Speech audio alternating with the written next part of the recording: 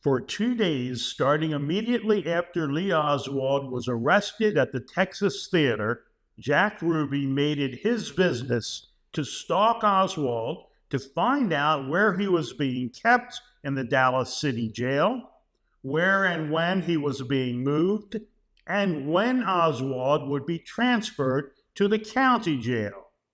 It would be Sunday morning, 2 days after the JFK assassination, that Jack Ruby would somehow be stationed in the basement of the Dallas Municipal Building at exactly the time and place Oswald was being transferred.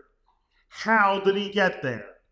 That Sunday morning, there were reports by about 4 people that they had seen Ruby at City Hall that morning between about 9 and 10:30. And this is 3 people who were there on a camera team, because of course all the media had moved down to Dallas for this.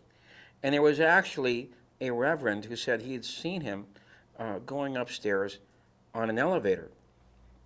Now, what else makes that Sunday morning interesting is that Ruby's cleaning lady had called his house that morning, and she said the voice on the other end sounded kind of strange, like it wasn't Ruby. So this has led many people to believe that it really wasn't Ruby who answered the phone that morning. It was his roommate, George Senator. All right, while Ruby, of course, was down there casing what was going on at the jail and when they were going to go ahead and move Oswald.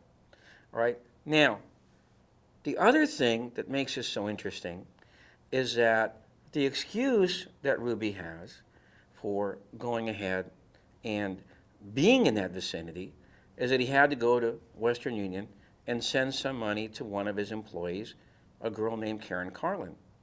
Now, when you examine the Secret Service FBI notes and the testimony of Karen Carlin and her live-in boyfriend, you'll see something very, very strange, and that's this, that it really does seem like the instigation to send this money on Sunday morning, that it was somehow so urgent, that it had to be sent, was from Ruby.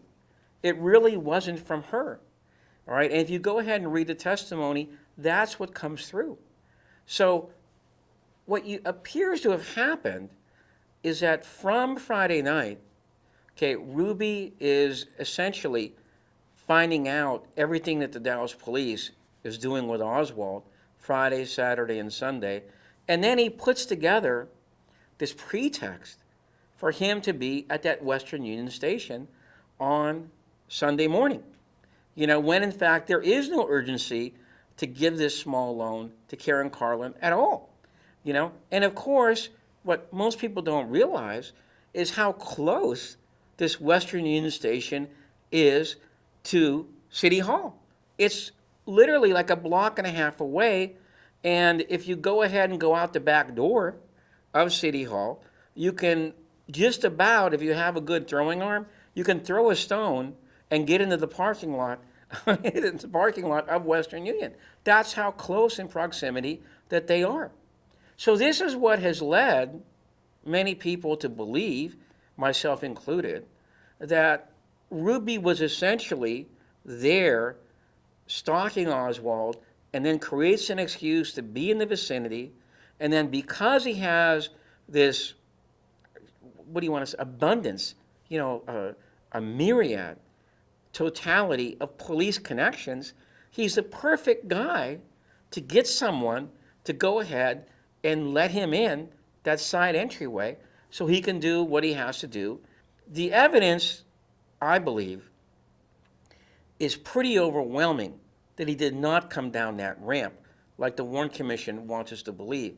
And the reason that the Warren Commission and the Dallas police want us to believe that is because if he doesn't come down the ramp, then the evidence indicates that somebody on the police force was helping him gain access to the station, which, of course, is what the House Select Committee came to the conclusion that what had really happened.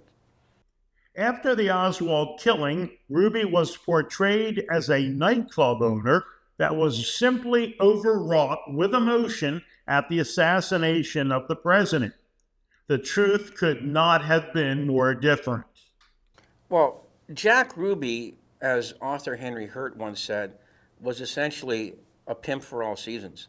I mean, here's a guy who had so many connections everywhere that it's really hard to keep track of him. Here's a guy who is clearly has ties in with the mob. One of the guys he idolized was Louis McWillie, who was essentially tied up with the Traficante gang and gambling interests in both Havana and Florida, and other places. McWillie, as one person said, was strictly a high-class gambler who had cahoots with the mob. He always had bodyguards. He always had girlfriends. He always lived at the penthouse suites of these hotels that he went to. And Ruby idolized McWillie, and one of McWillie's girlfriends actually said Ruby idolized McWillie. He would do anything that he wanted for him. All right. Now, there's also the fact that he was an FBI informant for a period of about a little less than a year. He had an FBI informant's number. All right. Then he also was tied up with all this gun running, with various aspects. Both the CIA and the Mafia were doing this stuff, from about 1959 onward. There's witnesses in Galveston, Texas, who remember Ruby going down there and putting in boats full of guns that he was shipping down to Cuba, right? And he was also in with the detective side, in other words, the intelligence group in the Dallas Police Department, and there's evidence that he was an informant for them. So the idea that he was a tavern owner and he did what he did simply out of sympathy for Jackie Kennedy is so ridiculous and so constricted, that today it's almost funny. I mean, Jack Ruby was literally every place. I mean, here's a guy who knew, and one of the funniest parts of the Warren Report is where they say that Ruby knew maybe 45 to 50 policemen in the Dallas police force. This is ludicrous. I mean, as Sylvia Meagher once did, if you just count the policemen in the Dallas basement, the day that Oswald's being transferred and Ruby shoots him, if you just count those people and you multiply it out for the number of policemen there were, Ruby knew 500 policemen at least. And everybody who was anybody with the police force knew that. So the idea that he was this tavern owner, this patriotic tavern owner who was overcome with grief, because he didn't want to see Jackie Kennedy have to come, and cry at her accused assassin's trial of the murder of her husband, just simply is so ridiculous it doesn't hold any water today.